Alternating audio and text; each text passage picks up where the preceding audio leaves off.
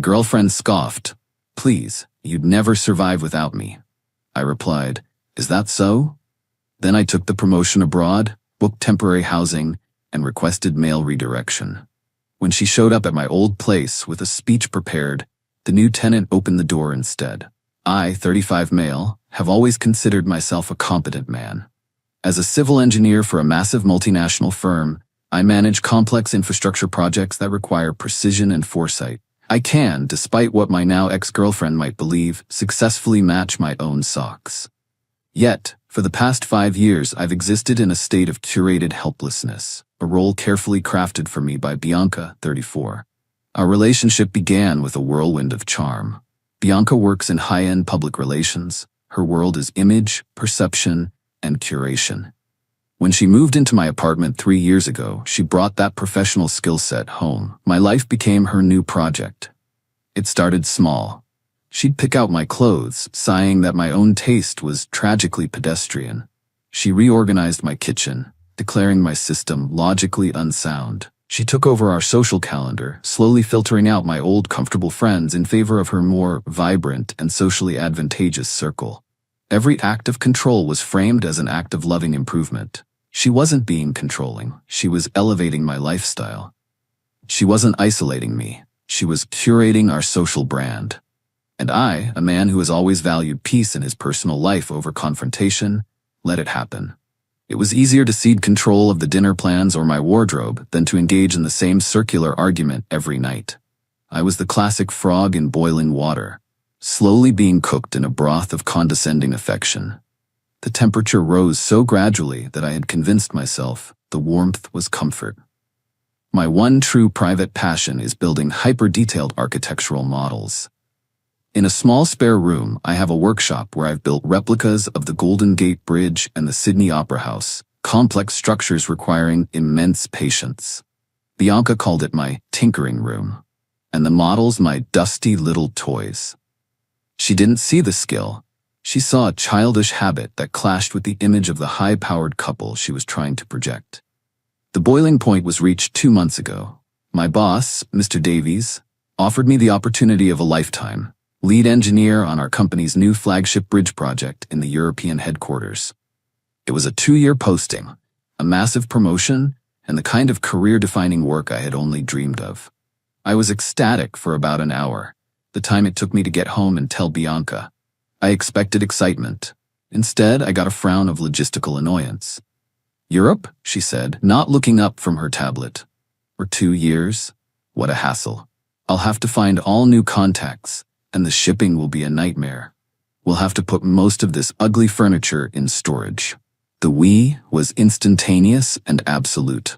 There was no discussion. She immediately began planning her new life, talking about which district she'd prefer, the kind of apartment she would need for entertaining, and how this would be a fantastic opportunity to reinvent our brand on an international stage.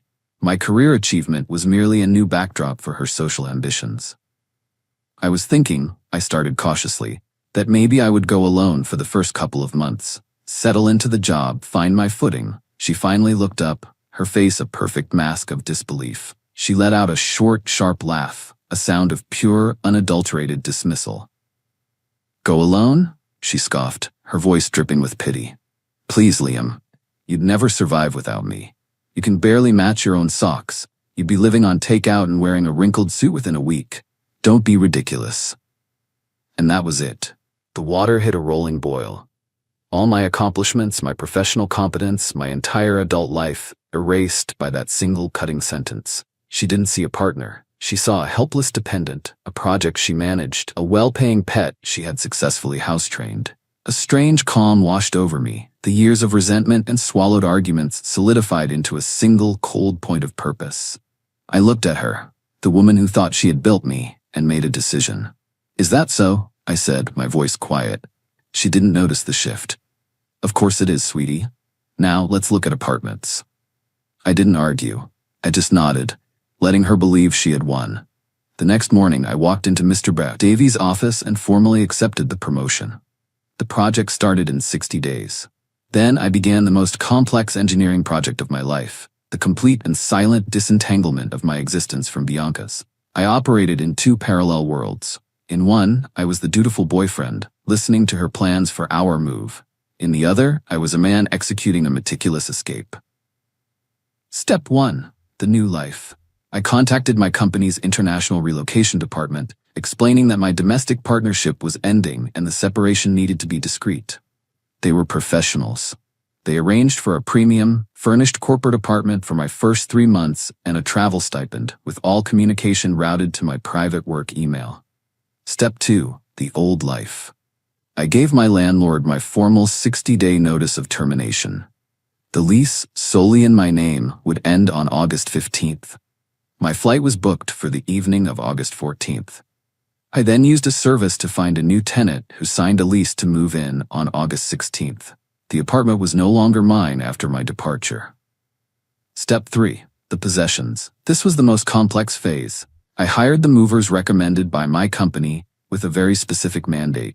All of my personal belongings, clothes, books, and especially my architectural models, were to be professionally packed for international shipping. All of Bianca's belongings were to be packed with equal care and moved to a top-tier, climate-controlled storage unit in her name. I paid for the first 3 months in advance. To her, I explained that relocation specialists were coming to do a full assessment for our international move. Her arrogance was my camouflage. She was so consumed with planning her European debut that she never bothered to inspect the details. Step 4. The digital trail. I filed a mail redirection form with the post office. I bought a new phone and arranged for a new number to be activated the moment I left the country. The final weeks were surreal. I would come home from work to Bianca excitedly showing me pictures of Parisian cafes while I had just spent my lunch hour confirming shipping insurance. The most therapeutic part was packing my models myself. I built custom foam inserts, carefully wrapping each delicate structure. One evening, Bianca poked her head into my workshop. "Are you still playing with your little toys, Liam? I need help with the color palette for the new living room." "Just securing my dusty old papers," I replied, my voice neutral. The day of my flight, August 14th, arrived. The movers had come and gone. My things were on a ship crossing the Atlantic. Her things were in a secure storage unit. The apartment was empty, a blank slate. Bianca was at a celebratory farewell brunch with her friends. She planned to meet me at the apartment at 6 p.m., and we would go to the airport together to begin our adventure. At 4 p.m., I stood alone in the empty apartment. I took a photo of the storage unit key and access card, which I had left with the unit's front office manager under her name. I attached the picture to a text, along with the facility's address and the unit number. I sent it. Then I put my old phone in an electronics recycling bin at the airport. I took my seat on the plane, turned on my new phone, and looked out the window as the ground fell away. I didn't feel anger or sadness. I just felt the quiet, powerful hum of a massive engine lifting me into the future. Update 1. It's been 3 weeks since I landed. My new city is a beautiful chaos, and my corporate apartment is sleek, modern, and blessedly quiet. The job is even more challenging than I'd hoped. The freedom is intoxicating, but it's also daunting.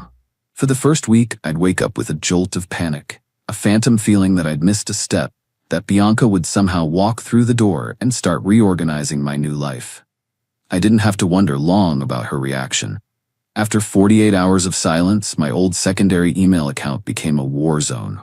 Reading the flood of messages from her friends, and her mother was like piecing together the timeline of a distant explosion. She must have finished her brunch, tried calling my disconnected phone, and then seen my text with the storage unit key. Confused, she would have gone to the apartment at 6 p.m. as planned, ready to take her helpless boyfriend on their grand adventure. And the new tenant would have opened the door. I can picture her pushing past him, demanding to know what he was doing in her apartment, the slow, dawning horror as he explained he'd signed a lease a month ago. The world she had curated, dissolving on a stranger's doorstep. Her first email was pure, sputtering rage, demanding to know where I was and what I had done with her things. The messages that followed were a mix of threats, pleas, and accusations.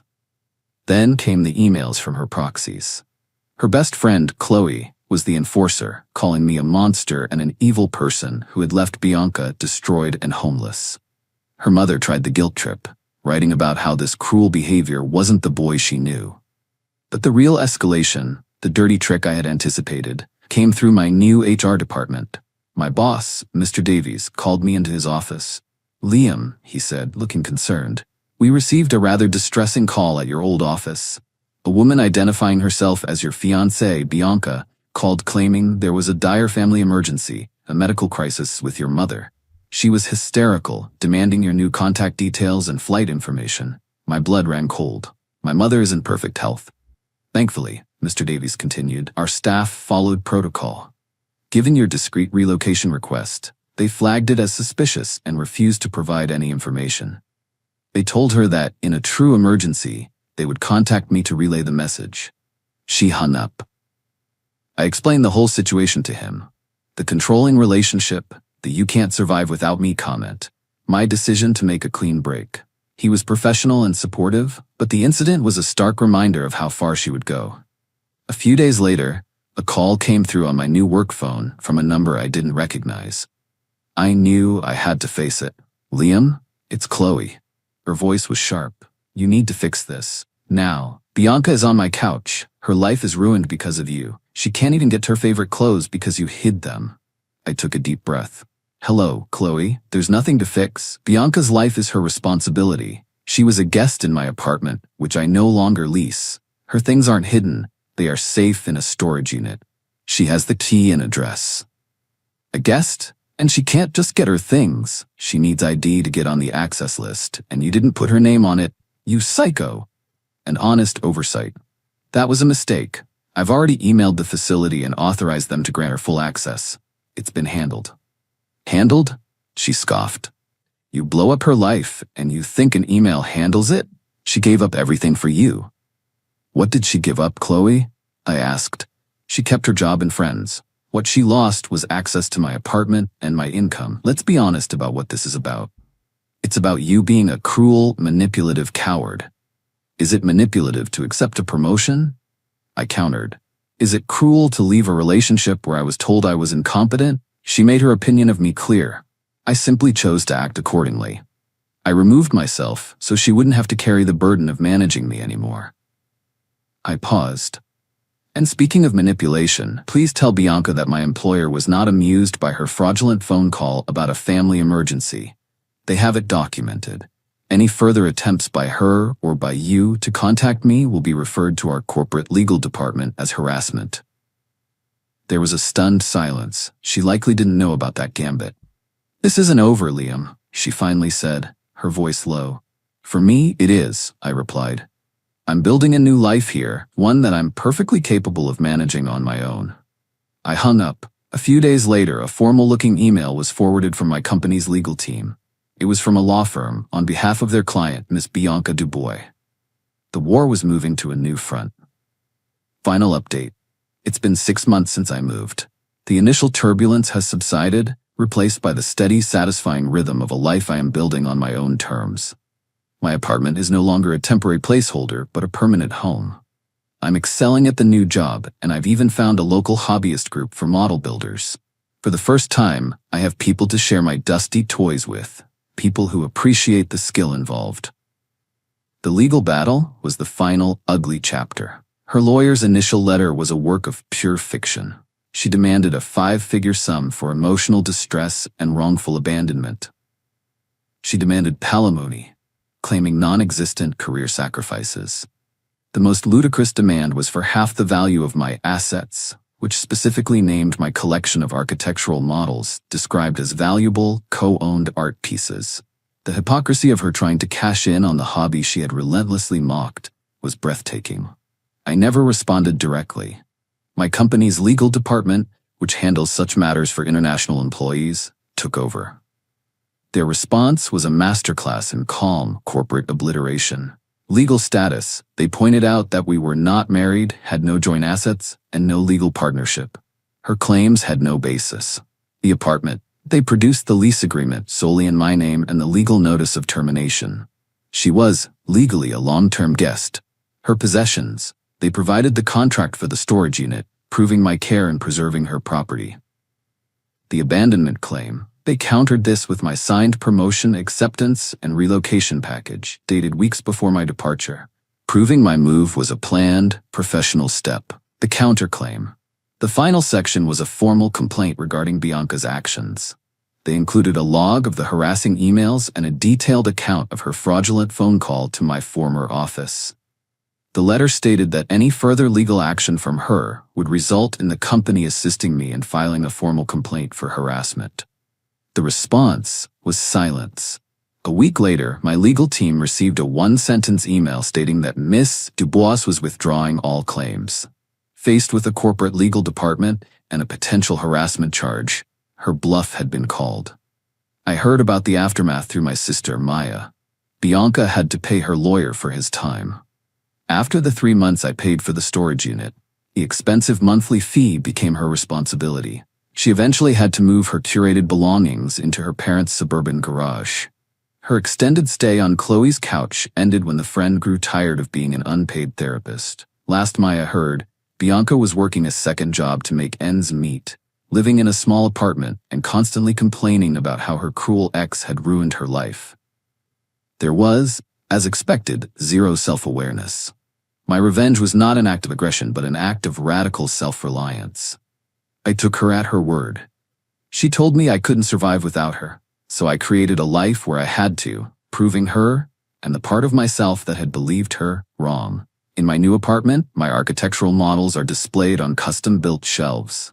I am currently working on my most ambitious project yet, a replica of the Pont de Normandie, a stunning French bridge. It's a complex, beautiful structure, a testament to what one can build with precision, patience, and a clear vision. I don't hate Bianca. I feel a distant pity for her. She is trapped in an image with no foundation. She thought her greatest skill was managing me. In truth, her greatest skill was hiding that she couldn't manage herself. By leaving, I didn't just take away her lifestyle, I took away her project. And I gave myself back to myself. I survived. More than that, I am building something better, stronger, and entirely my own.